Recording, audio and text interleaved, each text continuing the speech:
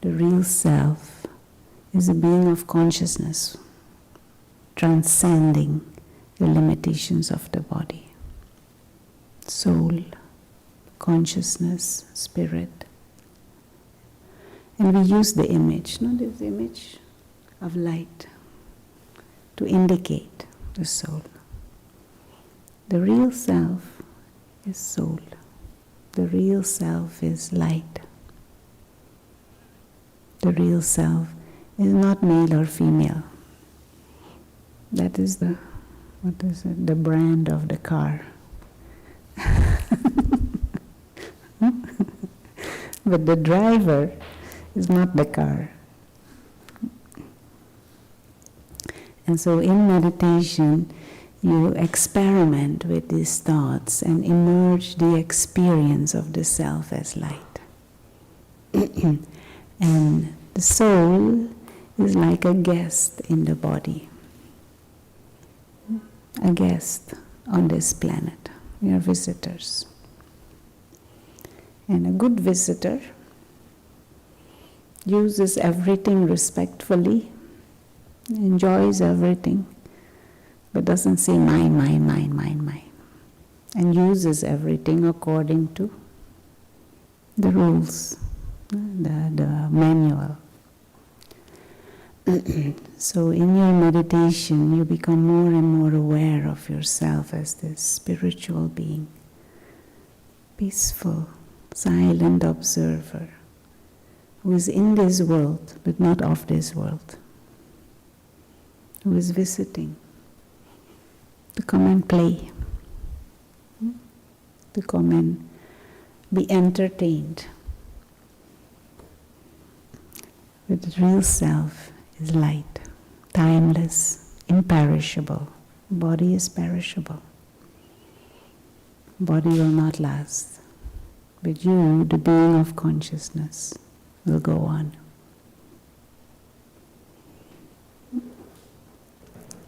So in your meditation, these experiences and these thoughts help you transcend the mundane.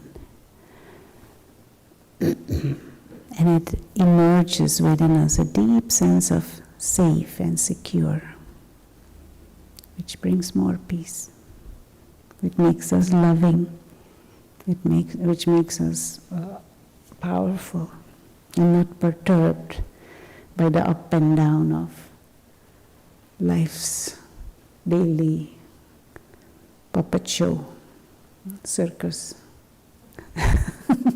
Circus, no? Chaotic circus sometimes. Clown, lots of clowns. Okay, so let's take 2 more minutes and then we'll shift to the talk.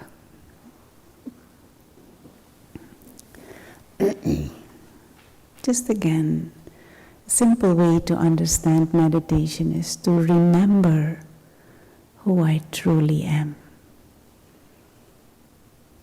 We are so swamped with ideas. I am the doctor, I am the woman, I am a husband, I am brother. No, we're not all of that. Those are just parts we play. We are that invisible, imperishable, timeless, immortal being of light. And just fill your mind with that image of light. Like a tiny star, pure, serene, free.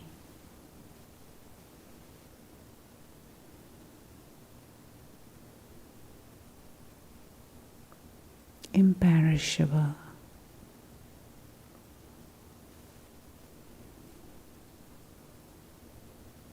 Lovely, peaceful,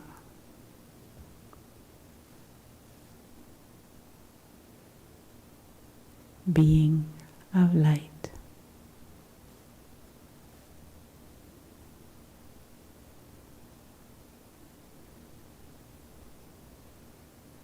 the soul.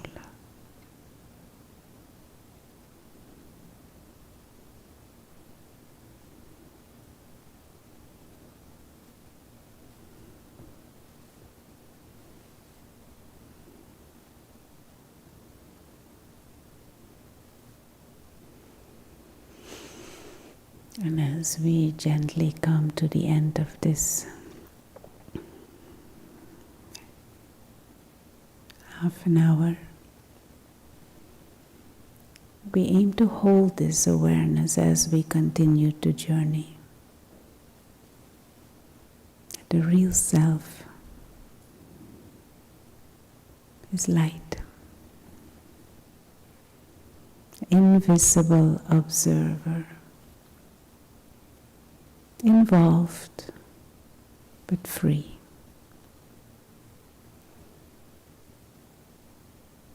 Thank you. Okay.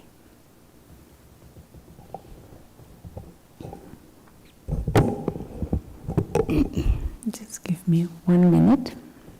You want to ask something? Yeah, I can ask a few. Yeah, well, we will start in a few minutes with the talk. Maybe you can ask now.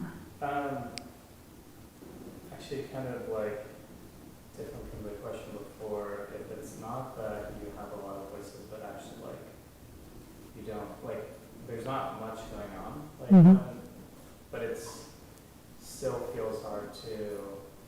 And maybe because it's not. I mean, like when I meditate on my own, there's no guide, right?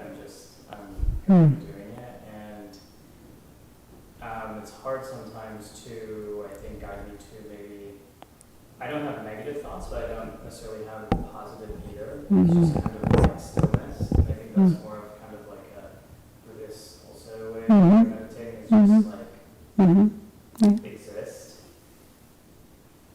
exist. So I'm just curious, like. There are different types of meditation. Of course, in half an hour is not really so easy to expand on many of those things, but there are different types of meditation. And this meditation of like just the silence, quiet, this is good. But for Raj Yoga, that's just the face. There are more areas to explore. But that silence and that stillness helps tremendously in many ways. But Raj Yoga is more the emerging of the higher consciousness, not just silence. But silence itself is quite an achievement already. But there are more areas to explore. Okay? Yeah, one more question.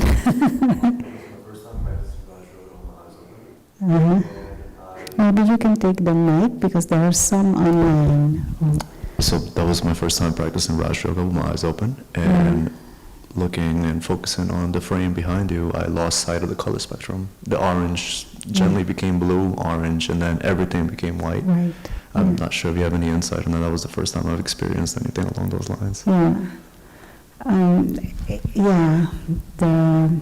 When we explore this inner dimension, so to say, we will encounter certain dimensions that we experience as just white light, and also some dimensions are of orange, gold and red kind of light. And it is not like a thing that I see, but it is like a deeper inner experience. And it has to do with certain stage of consciousness, which is very soothing in some ways also. Yeah. Raja means king, actually. Yeah, the yoga, the meditation that makes you king of the self, master of the self. Yeah. Okay? So we'll have just 1 minute, 2 minutes of little break. You can stretch and then we'll go on with the lecture. Wishing that others would change is the topic.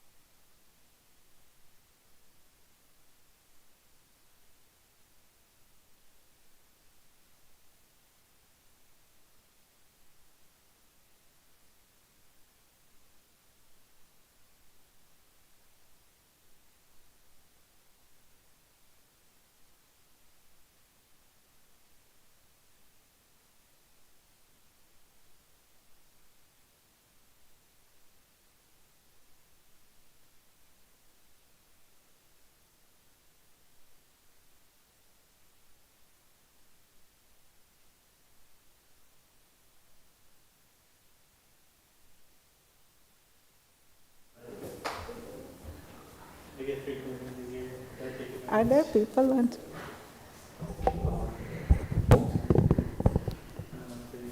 Okay.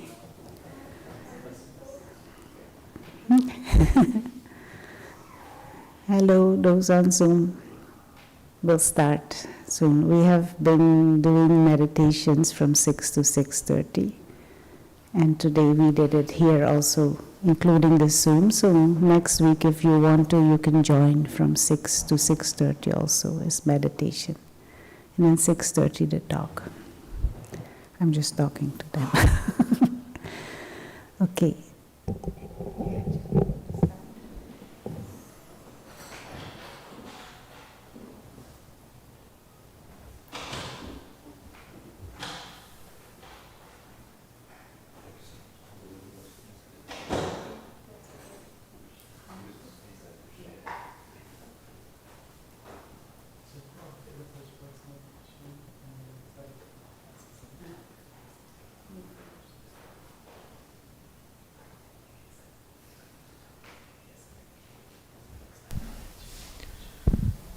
Hello, good evening everyone. Welcome once again to today's topic is wishing others would change. Right, very vast topic in my opinion. There are plenty situations we come across throughout the day where we think, things outside should change, something else should change. And I had a little thing in mind. I was facing a little dilemma. I don't know if anyone could help me with this. I've been trying to write on this board, but I can't seem to. I don't know what the problem is. I have the marker right, but I don't know. Something is not working here. I'm not able to write it down. I was suspecting maybe something is wrong with the page, so I was trying to turn over the page. And I try again, but nothing comes up. My friends tell me that it works. I think this is right, but something doesn't come up here. Until very recently, when Sister Rona told me, I'm holding the marker maybe wrong. I need to change it the way I'm holding it. I tried that. I'm like, oh, okay, that works. So my thinking was wrong, I guess, I had to change something I was holding, not something that I was writing on. So I feel this is a very trivial example, a very small scale example, but we can easily extend this to bigger situations and challenges we come across throughout the day, throughout life in general. So Sister Rona would be taking us in this journey, tonight's reflection, on how can we explore this idea of changing and what really has to change within so as to get the result we want. There's always an underlying expectation, underlying idea of something that we are looking for. And then we hope after tonight's reflection we can take this wisdom with us and put it into action. Right? So welcome once again. Over to you, Sister Rona.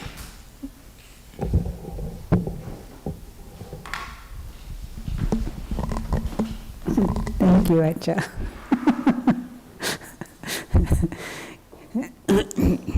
Yeah, sometimes it happens that these glasses are somewhere and I say, I can't see what is going on with my glasses.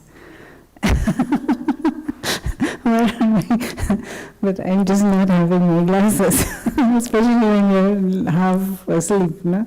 Can't see, you hit your toe against the bed. Pain. You can't find proper the door to the bathroom. But just you did not put on your glasses, you can't see properly. And this is kind of something that happens very often to us, but many times we are not aware. Or you have the wrong, that also happens. One time because we had 2 or 3 sets of glasses, the old glasses are also there. So put put on the old glasses, and I couldn't see. Still, everything is blurred. Can't properly read. And much later I realized that I just have the wrong glasses. But whilst I'm going through that process of becoming aware of the wrong glasses, I'm blaming, why is my bed in the way? Why can't I feel the door? What's wrong? But something that I am doing is wrong. Wrong means not to blame the self, but just something I'm overlooking, something I'm not seeing. Maybe this happens to us in a bigger positioning, also in a bigger perspective, in a bigger scheme of things also. That we do not necessarily have the right glasses on. And we see things very limited. We look at others, we judge their behavior, we interpret their behavior as though it relates to me. But maybe I'm not seeing through the right glasses. It's very possible. Or I'm seeing, there are some glasses, what is this, bifocal. You can't see distance through this, and you can't read through this. So you also have to adjust the right thing to see. Maybe this is what is happening with us in life in general. Also, very often. With our limited inner vision, with our limited inner perspective, we approach things, we approach life, we approach others, we approach situations. And we judge, we expect, we experience things, but we experience things from our perspective. And if that perspective is limited, or maybe even wrong, then my judgment and my discernment is not right. But we have this funny habit. This sign? This? You. But 3 fingers pointing at me. We like to blame. We like to find the reason for why I am not feeling good outside. But maybe there's something inside we can change. And it can happen that we spend our whole life hoping others will change. Does it happen? Huh? Absolutely. We can spend our whole life hoping for others to change. And the sad thing is that most of the time it doesn't happen. Ever. So it means we spend our whole life hoping that others will be different, that others will be nicer, that others will change, that others will help me, that others will be serviceable, that others will understand me, that others will love me, that others will help me. And they may do sometimes, but not all the time. And what is the inner feeling that you have when you all the time are hoping?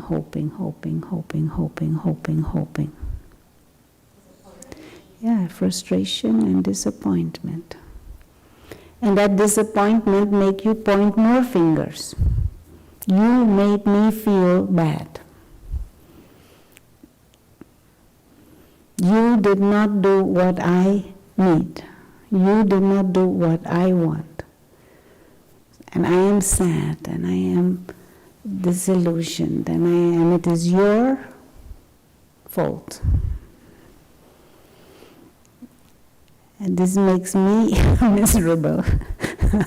This makes the other often also miserable. And it doesn't change anything. It just stays like that. You just know you have bad relationships. And your heart is broken. And maybe also the heart of the other is broken. Now, does this happen because we are bad people? No, we are not bad people. But what has happened?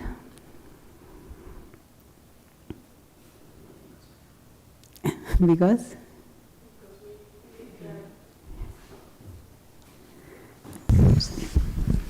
We are looking in wrong places, the way to fix it. Yeah, we're looking in the wrong places. We have the wrong glasses. Far-sighted, whilst we have to see close up. There is a story, Nasruddin. You know Nasruddin? Some of you might know the stories of Nasruddin. I didn't realize I'm that old. In the Middle East, Nasruddin is a story character, famous story character in places like Turkey, Muslim culture. And there are many stories of Nasruddin, and he's shown as a mullah, a wise man, holy man, but also a little bit,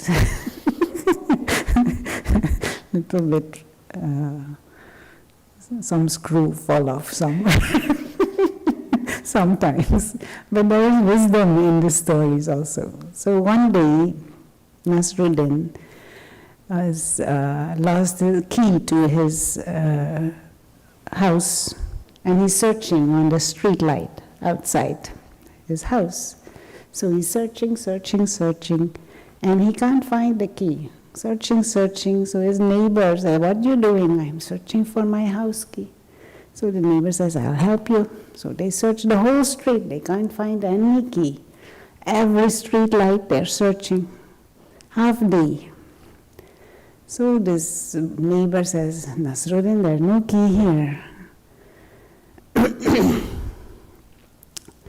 "Where did you lose the key?" Nasruddin said, "In my bedroom." "In your bedroom? Then why are we searching here?" He said, "Don't you understand? There's light here. It's dark in my bedroom. Easy to search in the light." But where will he find his key? Why? Because he lost it in the bedroom, so that is where he will find it. We do something similar. You have to make me happy. I will be peaceful if you behave like this. I will feel loved if you do certain things. I will be successful and I will be happy if you be in a certain way. It's same as Nasruddin searching for the key outside.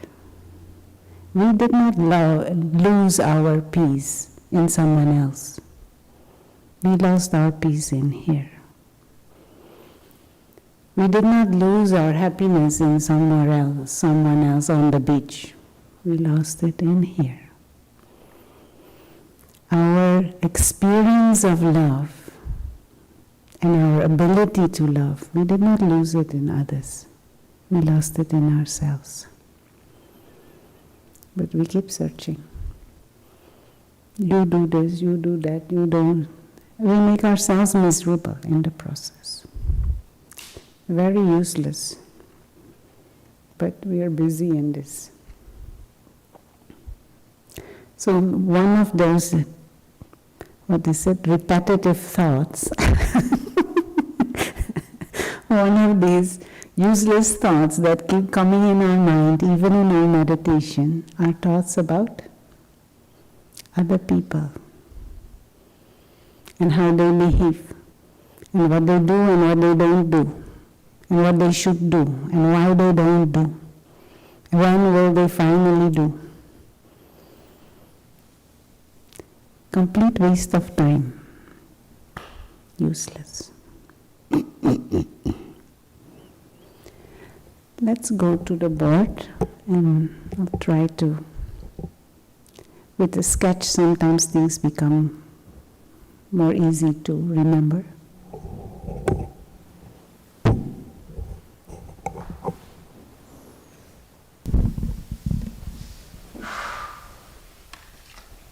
You will have to adjust.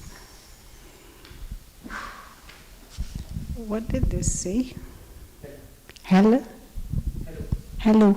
Okay.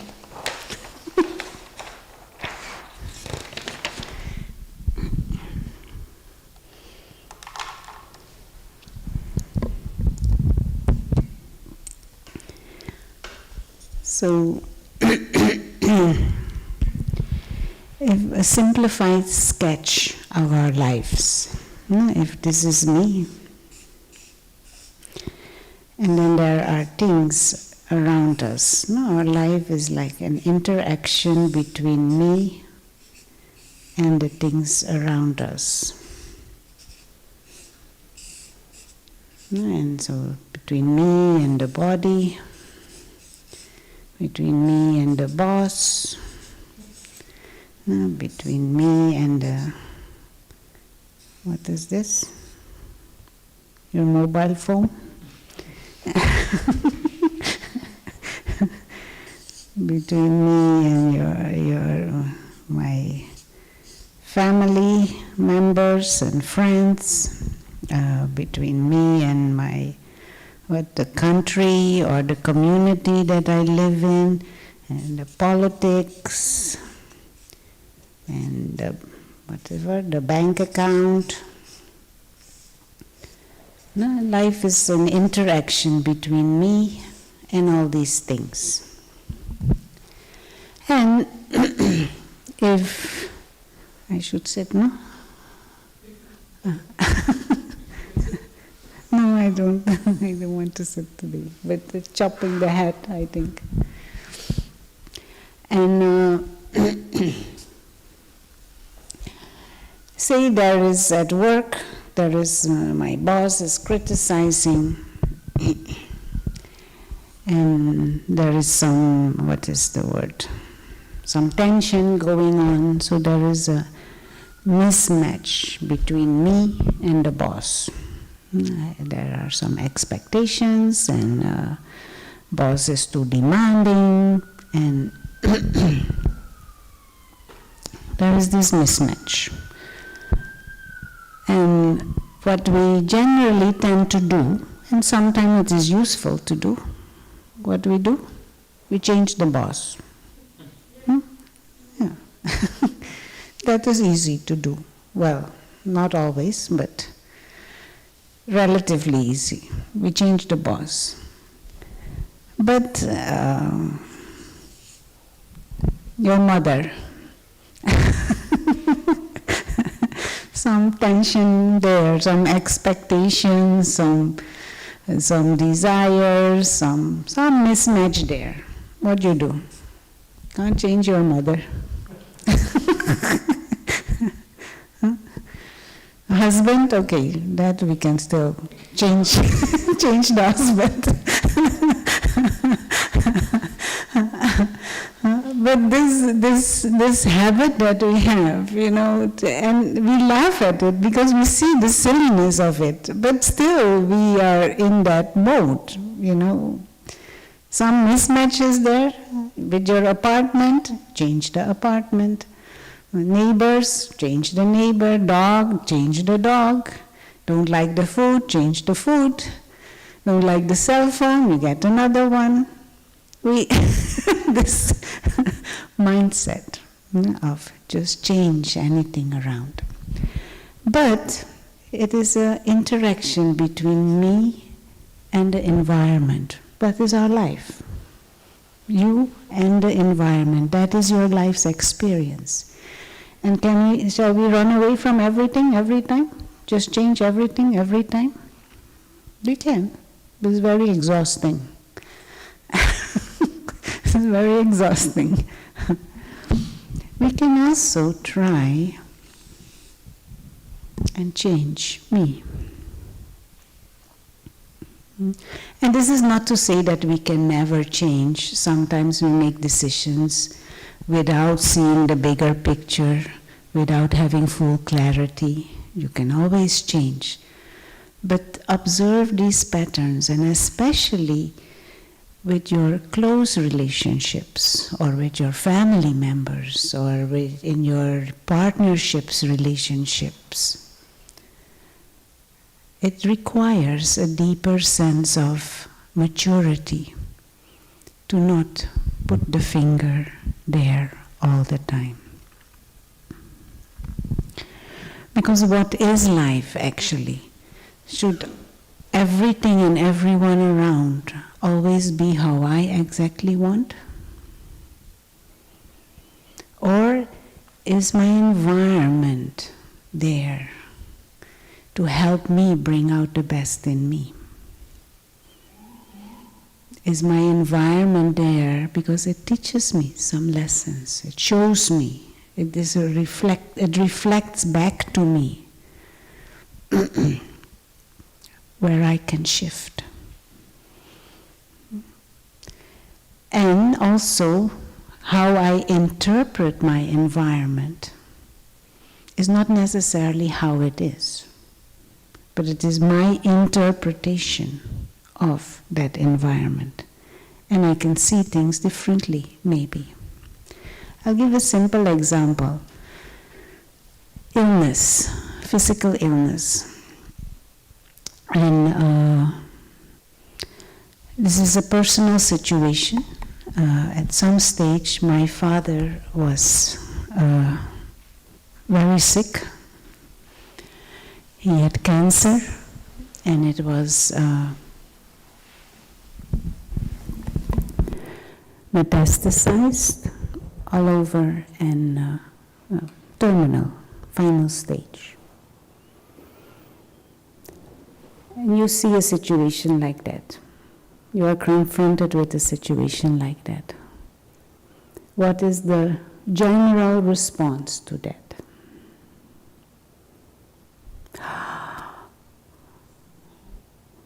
Horrible, oh, how possible?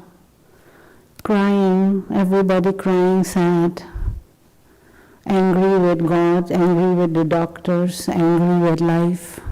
This is, in general, the response one may have. Not one may have, this is what is considered normal. There is another way to look at this.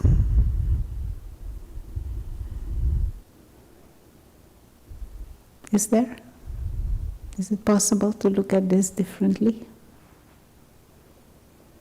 Maybe we should explore that. Instead of feeling sad, feeling bad, blaming the doctors, blaming God, blaming life, blaming everyone, being angry. And my father went through that phase, that he was denying and ignoring, and then he was angry. And then he learned to meditate. And he learned the lesson of the soul. And he intensely, because he didn't have anything else to do, he intensely started to meditate.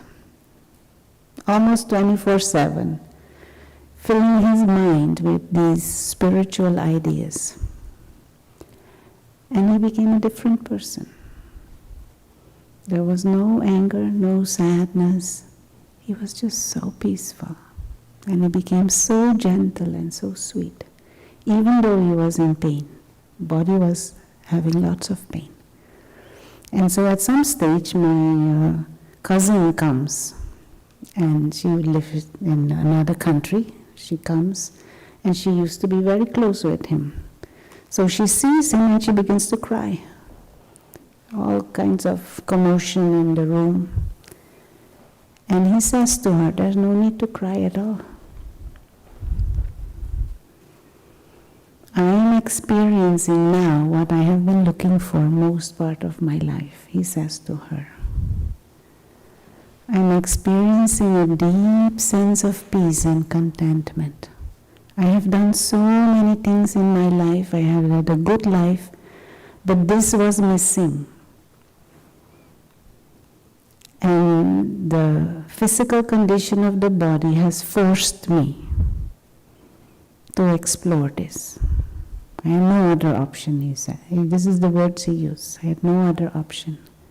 And he became a different man. My mother says, this is the man I married. Where was he? all those years. And as a result, his final months were so beautiful. For him, for the whole family, it was such a joy to be with him. The atmosphere was so light. There was so much love amongst my brother, him, sister-in-law, my mother. It was so pleasant just to be, to talk, to be quiet, silent. And he was consistently meditating. And when you just entered the room, the place felt like light. And he was not, how to say, he was not afraid, he wasn't scared. He said, there's only one thing. Will I miss you all? He used to say, some attachment to mother and to children. But he said, I'm not scared. Just I hope you all will be very well. And his final words were, I am good. I am in peace. These were the last words. The next day he was in coma, next day he was gone. No fighting, no struggle. Even the body became calm. And it was beautiful because I saw in him the shift from a body-conscious perspective to a soul-conscious perspective. And it changed his whole experience, even though the physical illness was there, even though the pain was there. But he was in peace when he left. Now what happened? Body did not change. The doctors did not change. The room did not change. The environment did not change. The family members did not change. He changed his perspective. Do you think that... Sorry, can you please...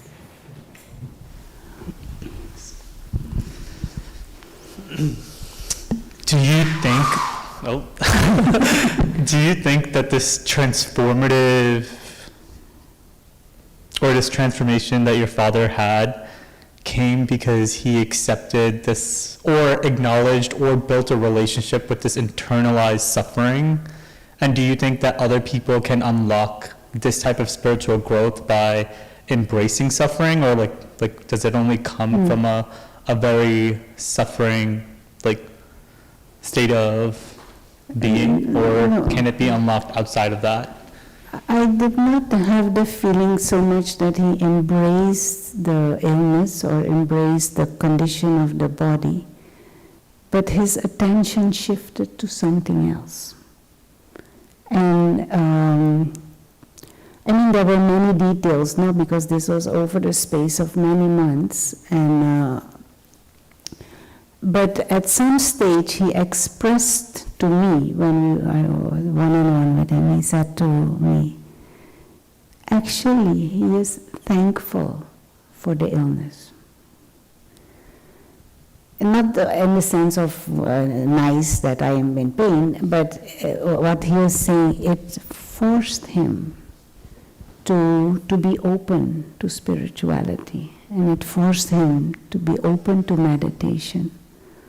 And because before that he was very much against and resisting, and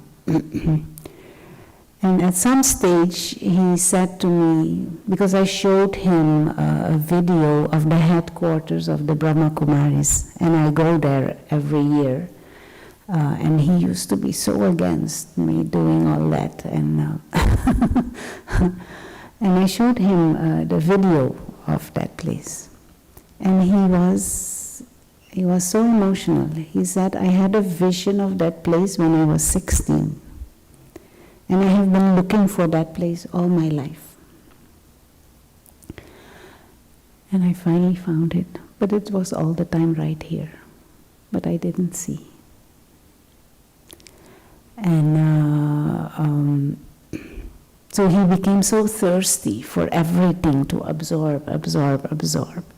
It's as if the soul had woken up and found its destiny, you could say, his destiny, or what he was thirsting for a long time. And he says, these are his words, he says, the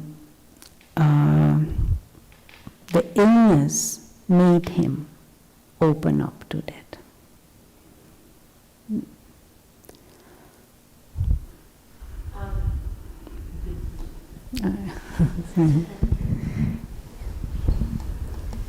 I think, I guess the goal for, I guess I speak for all of us, even though we're all strangers, maybe a common thread amongst most people on this journey is to get to the state that your father was able to get to without having to go through that level of friction. Yeah. I mean, that's the dream, right? That we don't only become enlightened in that last brief stage of life, that we have more time in that enlightened state while simultaneously being immersed in society and living the day-to-day, having families, having jobs. But I wonder if, and I've, in my own circle of friction, I change this, change that, change this, I wonder if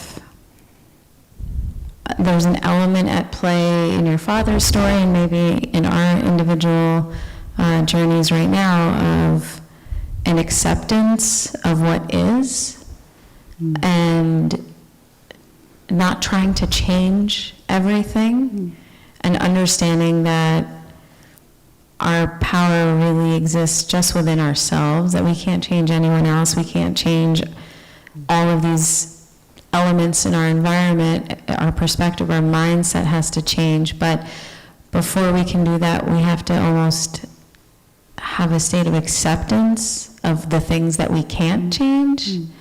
I don't know if you can comment on just the concept of acceptance, something I struggle with very deeply as a mother and as a doctor, trying to change everyone's health, trying to change my kids' habits as teenagers, a very fun stage in life.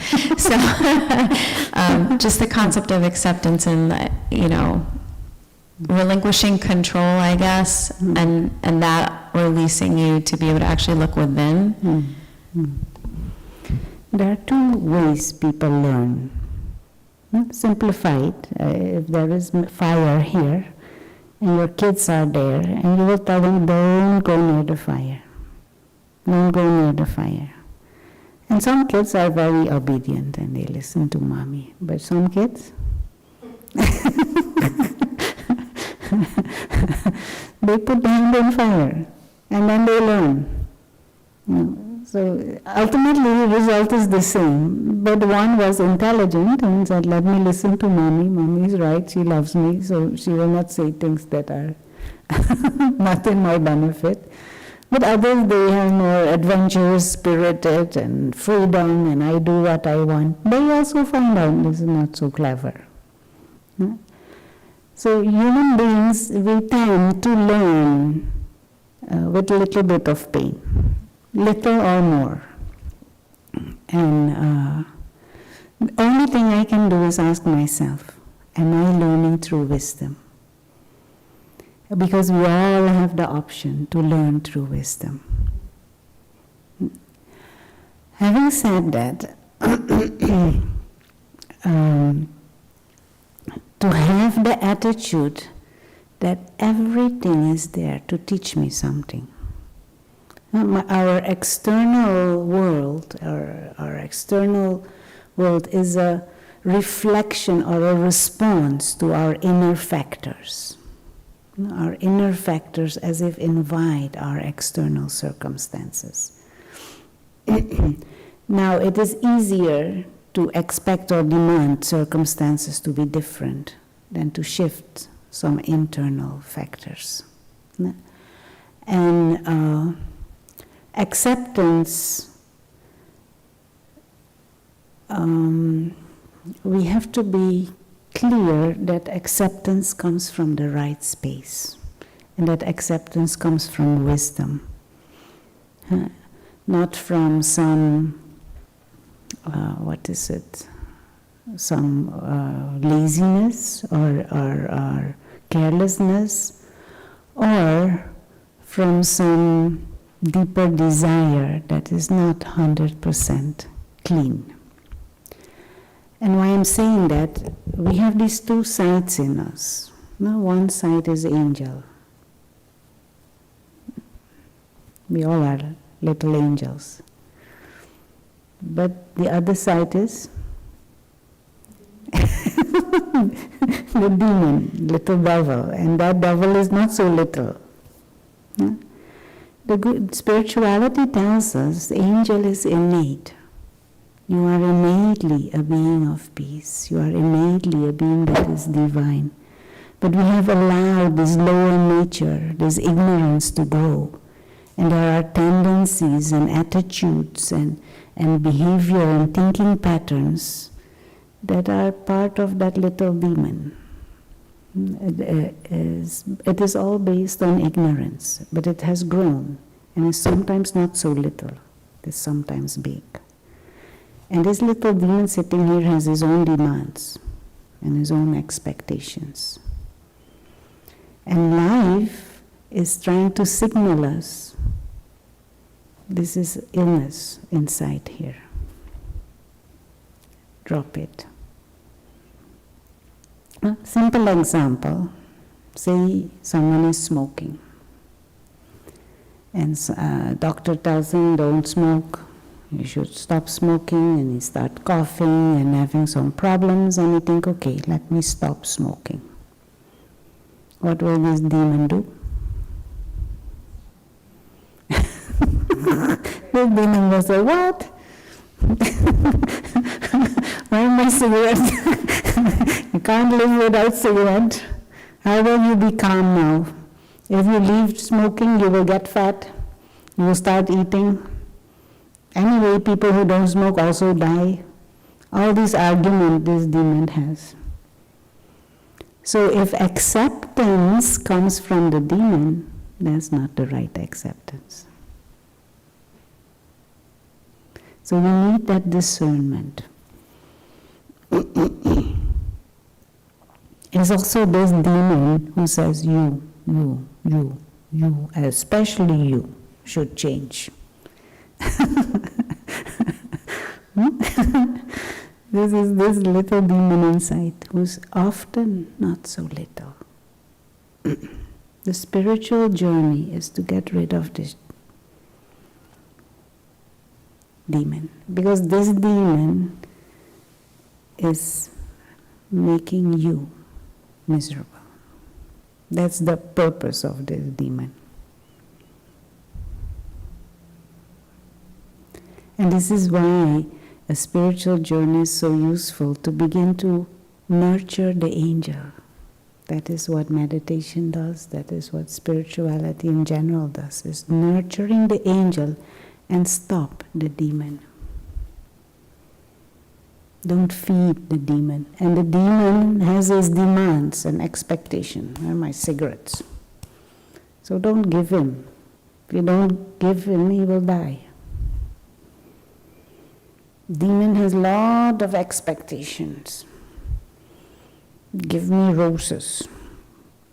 Bring gifts for me every day. Where's my diamond ring? All demon demands.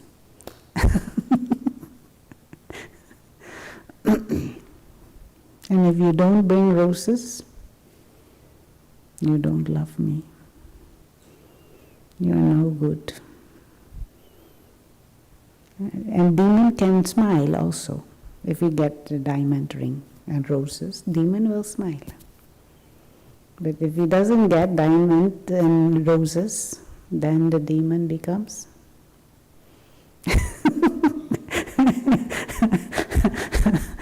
annoyed or persuasive. This is what happens. Now people love each other, and you would, of course, truly, we don't doubt love. But then the demon comes in with its demands, and love turns into dependencies, expectations, demands. And people who vow love after 1 year, after 2 years, they take each other to court. Because the demon is fed instead of the angel. And I'm not saying only, this is in all relationships, parent-children relationships, friendships, this happens. And then you say, you change it, your fault is your fault is your fault. But let us don't fight with each other, fight with the demon inside. And not even fight, just don't feed him. Then he will starve.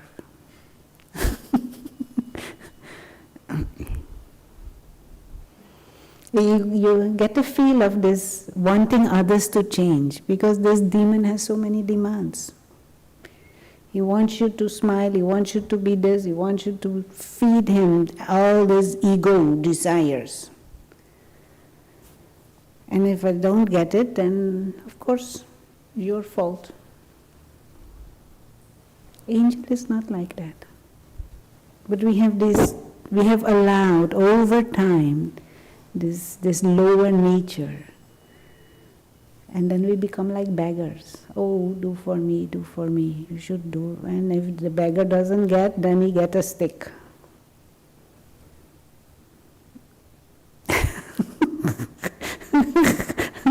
Does this happen in New York? Everywhere probably, no? And we ourselves don't like ourselves when we are like that. But we helplessly, if this demon is big, he behaves like that. All these tendencies from sorrow, from emptiness. Angel loves. Angel doesn't want anything. Angel just wants the best for everyone. And cooperates that, is loving, sees the beauty, encourages the beauty, brings out the best in the self and in others. And the other day I was sharing, one time there was one patient and she was depressed, many years depressed 11 months in a year, except the month of August. Then she's not depressed. So this was in Holland, in the Netherlands, and so she has 4 sons. 3 live in Holland, and with husband, she's there, and 1 lives in Australia. So in August, the son from Australia comes to visit her. So she's depressed 11 months in the year, except when August is there, when he comes. And it almost seems like not true, but many years is like that, and she takes medication even. 3 sons are right there, and her husband is right there. No, that one. That one is happy there. He has a wife, he has children, they have business. His life is going well. Only problem is his mother, who calls him 3 times a day, crying. When are you coming? And when he comes, she feels it's better if he comes alone, so that he is for her. So So I asked her why. He said, I love him so much. Who is loving? The angel? Yeah. Lots of dependency.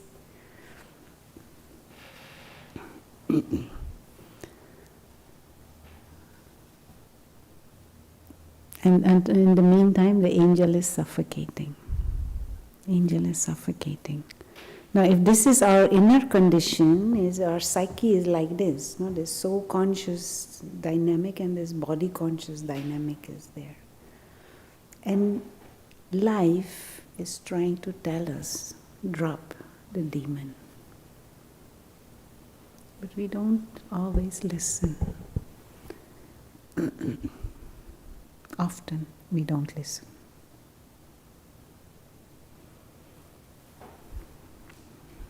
She get better?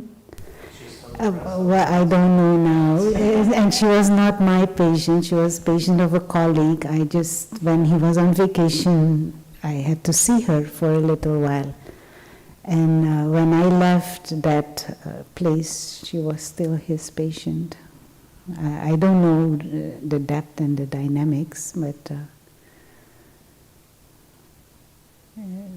we can get in these tangles. No? Yesterday I was sharing with some lady, she crying, telling everybody her cat died, cat jumped out of the window, 14th floor, cat died. And she comes to the doctor, oh, cat died. So you ask her when? 14 years ago. Completely out of perspective, out of proportion. Suffering is real, pain is real, but perspective is completely distorted. And so that thing happened at some day, 10 minutes.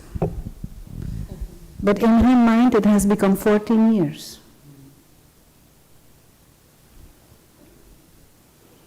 But this is what has happened to it, this spiritual ignorance and psyche that is in grasp of the spiritual limited perspective is completely smothered and all sense has gone. And then we become prisoners of these negative emotions. We don't have to, that's clear. But we have created a society that feeds this. We have created a culture worldwide that doesn't encourage spiritual growth at all. And we need to take care of ourselves. We need to take care of the angel. Otherwise it gets smothered and then we will just go through lots of pain. And pain is real. The reasons are ignorant, but pain is real. This lady suffers 14 years. But her mindset is like this, narrow. The only thing she can think of is her cat, who died.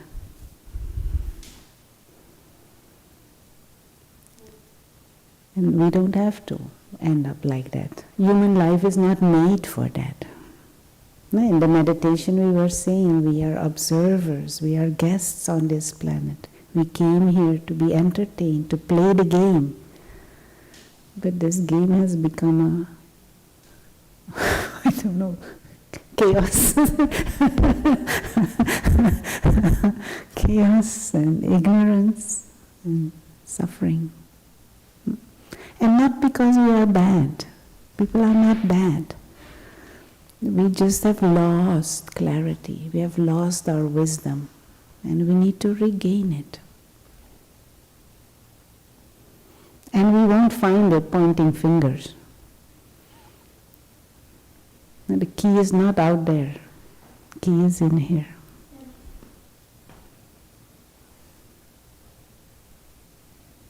I didn't mean to make everybody happy, no.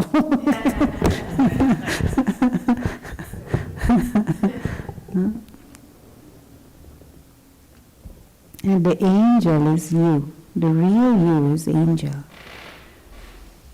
Nourish that, see that. the beauty of you. Okay, you wanted to say something? How do you teach your angel to handle the demons of someone else, like a family member, when they are acting in a very body-conscious, dependent way? What are ways in which you can stay in your angel? Other people, and especially children, but other people also, they don't do what you tell them to do, but they do what you do. So you just be the angel. That will trigger the angel in them. You can't fight other people's demon. You can't. Even your own demon is good. It's already like a big. Don't fight with other people's demons. You know, Gandhi used to say, he is not bothered about anybody else. He has enough dealing with the demons inside. That is his journey, to get rid of his own demons. And in that process, you live a life that will inspire others. But you get rid of, you nurture the angel. That is you. And that light will chase away your demons. And others will take inspiration from that. It needs some courage.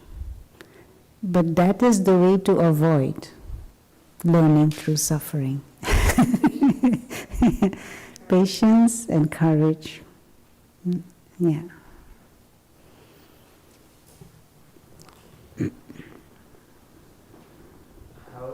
You have to put it on, I think. Yeah. How do you learn to enjoy the angel just like you enjoy the demon, and then learn to dislike the, like, how do you change that mindset? Yeah, very good question. Because the demon has grown because of pleasures. Some ego gets... I have a friend in the Caribbean, Dominican Republic, a while ago. He told me, "Oh, Rona, but I love it when my girlfriend tells me that she can't live without me." I feel so good when she tells me, "Please don't go." I feel so good. I feel so... So after 6 months, he tells me, she suffocates me. She suffocates me. So this ego grows because of the pleasure he experience. But then later on is a trap. To start enjoying the angel and see the contrast with the pleasures of ignorance, I call it the pleasures of ignorance, we need to use our intellect. And through meditation, you get a taste of more refined forms of joy. Now, and to just understand that there are lower forms of happiness and there are higher forms of happiness. Now, for example, you have the happiness of ice cream. But then it's finished. Or maybe even while you're eating, you're feeling a bit guilty. I should not be eating this, but still it is. So that is pleasure of the sense pleasures. There is another joy of reading a good book. Or a deeper joy when you master some skill. Or another joy of when you give something to someone. And those types of joy, they empower you, they give you a sense of self-respect. And they last longer than the joy of ice cream. There is a deeper joy of experiencing timelessness, eternity, experiencing the self as light. There is a more refined joy of experiencing the presence and the company of God.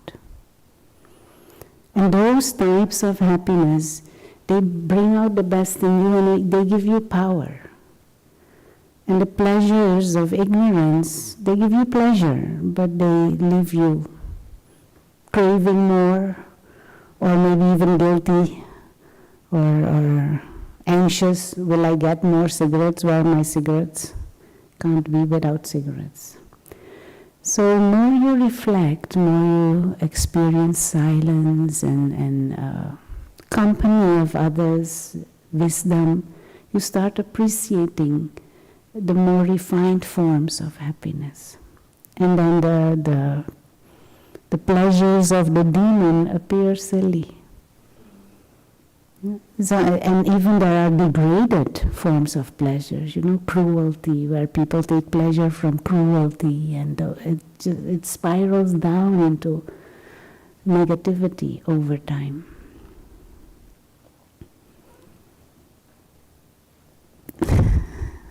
Follow up.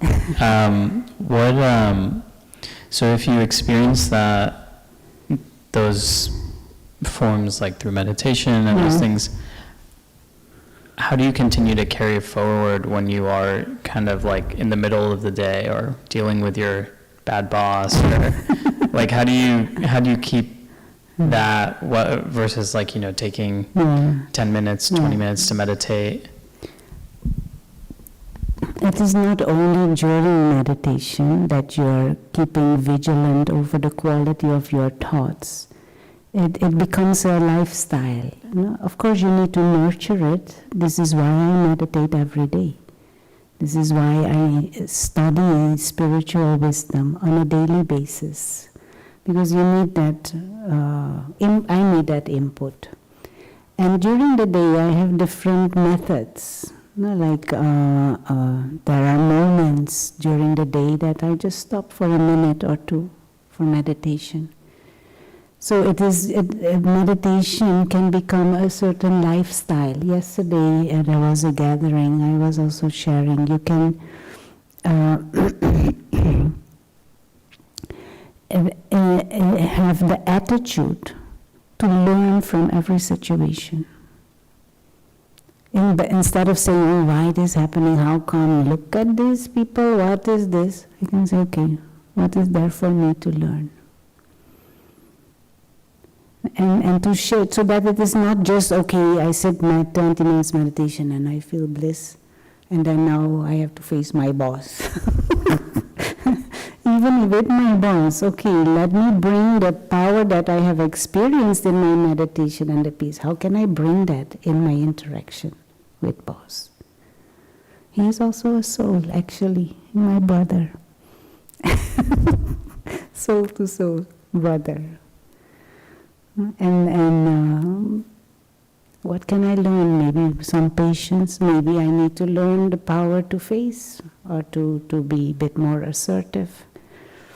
Or maybe I just need to learn to be truly tolerant. People behave the way they behave because they are also tormented by their demon. They're also in pain.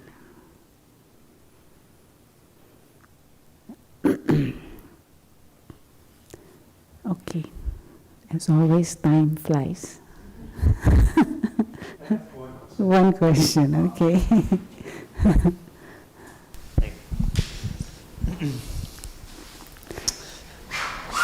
Oh my God. I'm going to sit somewhere else next time. I'm really curious to know, I think a lot of us will one day hit our lowest point, or like rock bottom. And I think that's where, someone has the biggest transformation or their change. And as you talk about like feeding the devil, I feel like the devil will grow to a monumental size one day, and like you'll hit your lowest point. My question is, how do you become aware that you've hit your lowest point? So for example, that woman with the cat who died 14 years ago, like when is she going to realize like she's hit her lowest point, so she could start working on her spiritual awakening? I don't really know for others. But I don't think we have to hit necessarily our lowest point. And this is what the lady here was saying actually. Can we avoid hitting our lowest point and start learning now? And we can. The option we have now, the choice we have. Do I want to learn through pain or through wisdom? And I can learn through wisdom now. And I don't know when others will hit their rock bottom point. But I wouldn't wish anyone to have to hit their rock bottom point for them to wake up. Just before we finish, this coming Saturday we have a mini retreat here. I don't know if all of you are aware. It is in person. So for those who want to join, from 10 to 2. Yeah, so if I observe my own life, I don't feel I have hit rock bottom before I came to spirituality. I know there were some experiences that were very painful, but I wouldn't say rock bottom. I don't know. Maybe not everyone has to reach rock bottom to wake up. Choice is now, no? And maybe if we're not rock bottom, we have more opportunities to take. Okay? Anyone on Zoom? Final comment or question?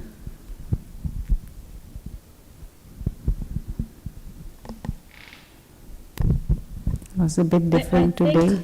I think that instead of rock bottom, sometimes you need a wake-up call.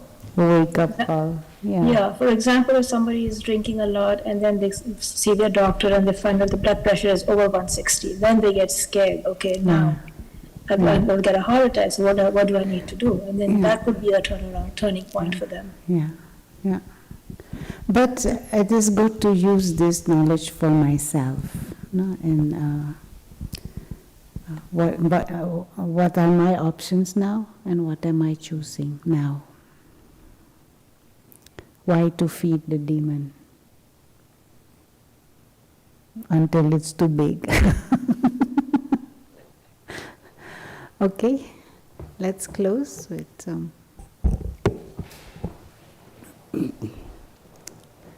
just come back to the awareness of the self as this beautiful being of light,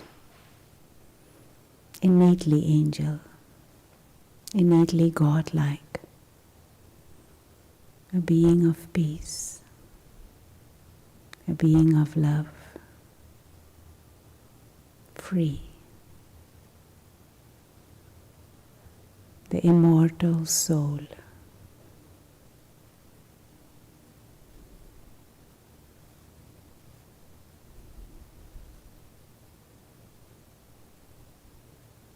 Pure, timeless, living light.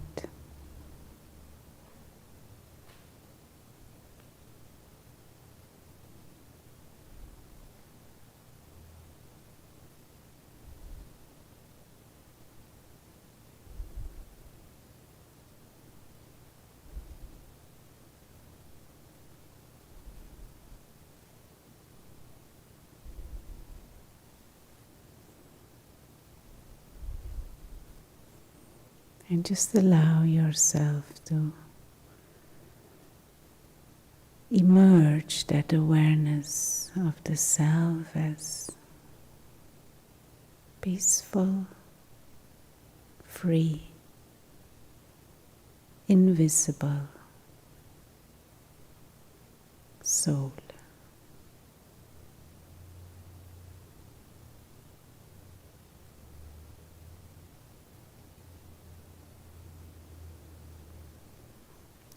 And as we go through the rest of the journey, Just aim to play with this guest consciousness.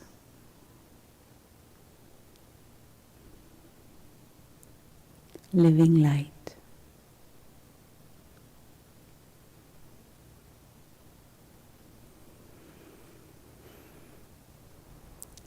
Thank you. Om.